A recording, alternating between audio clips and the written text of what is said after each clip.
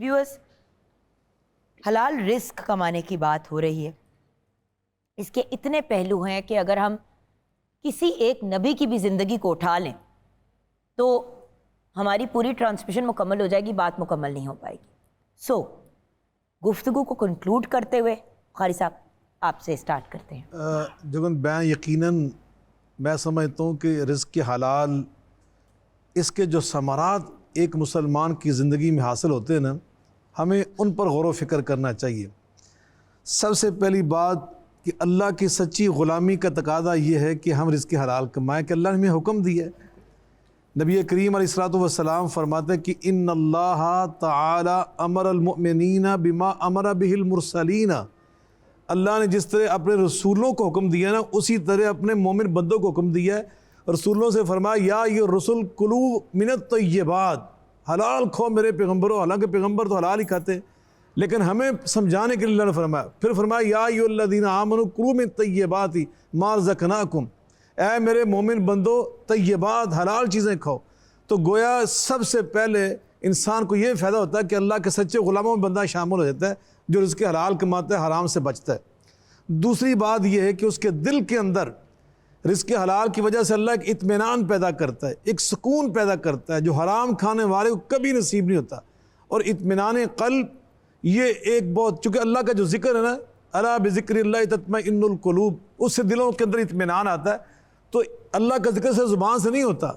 जब इंसान रिज़्क़ हलाल कमाता है ना, तो ये सोच के कमा रहा है कि मेरे अल्लाह ने हुक्म दिया है रिज़्क़ हलाल कमाना, तो उस वक़्त वो जो फ़िक्र है वो भी अल्लाह का ज़िक्र है। तो यकीनन इससे इंसान के दिल में भी इत्मीनान आता है। तो दीन और दुनिया की कामयाबियों का दरवाज़ा यहीं से खुलता है। बेशक जी। अल्लामा साहब, मैं आखिर में यही कहूँगा कि जो रिज़्क़ हलाल कमाते हैं हमें उन लोगों की कदर करनी चाहिए, उन्हें हकीर नहीं समझना चाहिए।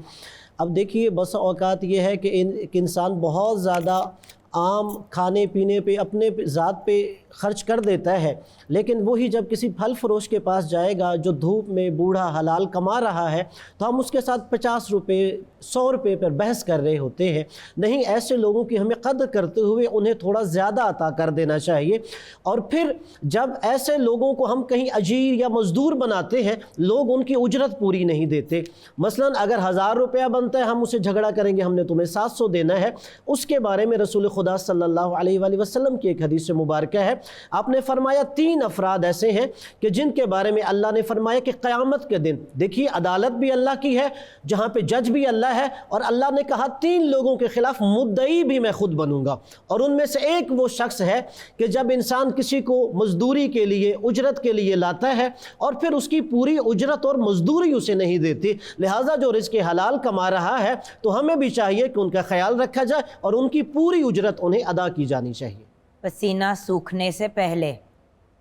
जी अच्छा, अब देखिए कि एक हमारा ये जिस्म है, इसके अंदर हम हलाल या हराम खा के डालते हैं और उससे फिर एनर्जी आती है जिससे पूरा का पूरा जिस्म में हम काम करते हैं, जिससे हाथों में गिरफ्त, पाँव में ताकत, आँखों में देखने की सलाहियत उस खाने से जो खाते हैं।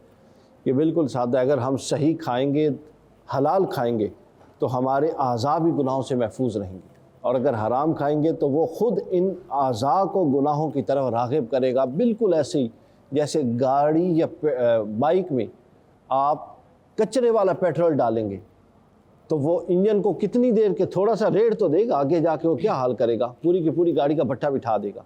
बिल्कुल यही हराम का है कि आप अगर अंदर डालेंगे तो आप पूरे की परफॉर्मेंस ख़राब करेंगे और आपको हराम काम की तरफ राग़िब कर देगी। इसलिए सूफिया ने कहा कि एक सूफिया का वाक़या बाद सूफिया का है कि एक वो किसी की तरफ गए खाना खाने, तो वो खाते रहे तो लुकमा निकल ना सके, फेंक दिया।